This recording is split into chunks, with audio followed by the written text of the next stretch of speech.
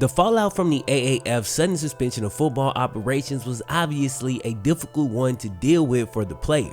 But in case you didn't realize just how terrible the situation, today I want to give you guys a little bit of insight on some of the BS that these guys have had to endure. As a grown man who's the breadwinner of my household, and I'm sure many of you guys can relate, having your income instantly cut with only a few days notice is a hell of a financial and mental strain. Now, one of the players is the AAF's all-time rushing touchdown leader, Trent Richardson. Now, Trent was vocal about the fact that he was looking to get back into the NFL, but a 28-year-old running back isn't traditionally the most sought after position for that league. We all know this. Now, the NFL will undoubtedly take many things from the AAF as time goes on, same way they did with the Skycam and the on-field mics after the XFL shut down, but it'll be interesting to see just how many players they actually take from the league. I'm sure there will be some, but I'm interested to see exactly who those guys will be. We'll talk about that a little bit more down the line. Now, speaking of the XFL, that actually may be Trent Richardson's next opportunity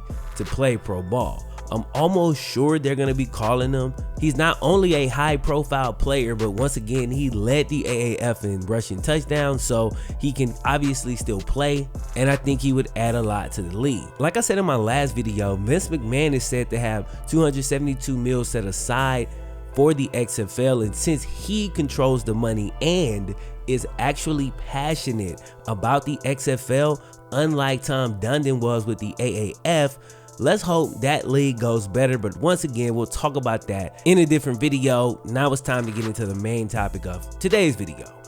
Earlier this week, before the AAF officially suspended football operations, Johnny Manziel had a message for his AAF compadres. He said, if you're an AAF player and the league does dissolve, the last check that you got will be the last check that you get. No lawsuit or anything else will help you get your bread, save your money, and keep your head up. It's the only choice at this point unless something drastic happens. It was great advice from what some may consider an unlikely source, but let's hope the players took it. Now, many of the players have been put up in hotels for the 8-week season. On Tuesday, after finding out that the league's football operations had been suspended, many of Johnny's teammates came back to their hotel rooms where they were supposed to be staying for at least 2 more weeks, only to find their belongings in the hotel lobby. Like, that's wrong on so many levels. It's unbelievably embarrassing. It's hella unprofessional that the league didn't finish paying for these rooms, and I have to assume that the rooms had not been paid for at least a couple weeks. I mean, the same day? Damn, it couldn't even pay through the rest of the week. Give me a few days at least. Fullback Anthony Manzo Lewis was one of the players who found his things in the lobby. Dude was understandably upset just like everybody else, but to make matters even worse, he was 17 hours away from home. All right, so he's got a car full of all his stuff, just lost his job. Now we got to drive 17 hours. Boom, just like that. That sucks. Fortunately, football creates bonds, and one of his teammates, Brandon Silvers, still had his Airbnb at least for a few more days, and he invited Anthony to come over and crash there for a couple of days. Good looking out from a teammate. Well, Flem, what about the players who were injured within the last few weeks, or who have injuries that have lasted, up to this point? Well, Gianni Paul, who played for Salt Lake, broke his arm in the game last weekend. Now he's having to front his own medical expenses, and he's searching for a new apartment all at the same time. So yeah, all the injured players will be left hung out to dry, bro, paying for all their own medical expenses. I'm not sure if this is something that they'll be able to get a check from the AAF like later on, maybe, but as of right now, that doesn't help them. Once again, terrible situation. The league also sent out mass emails to fire all the staff. They didn't even meet with them in person or make a phone call.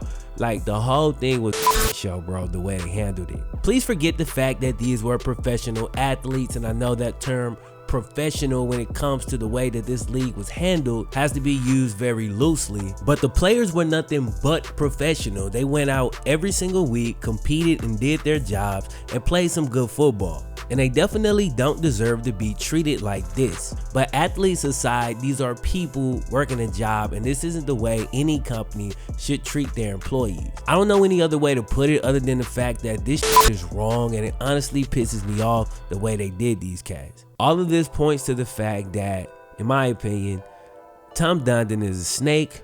Dude was probably on a golf course when all of this was happening.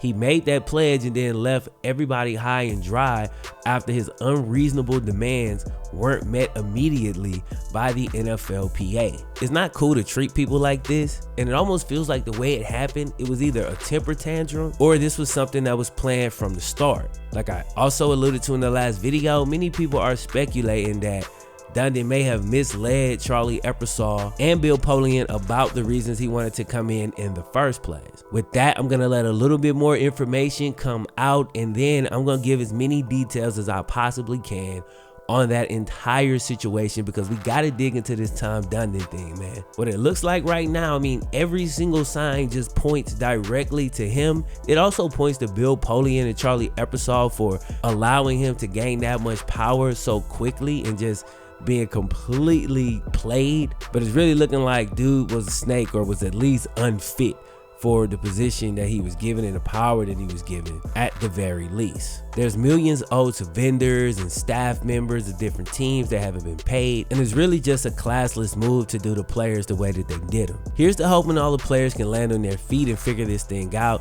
It's gonna be a tough transition for these guys over the next few months at least. In the meantime, I'll keep you guys updated. Click the thumbs up button if you enjoyed the video. Be sure to share the video and subscribe if you're brand new. My name is FlemLo Raps. I'm gonna holler at y'all next time. One. Yeah, I'm no quitter, 'cause I'ma go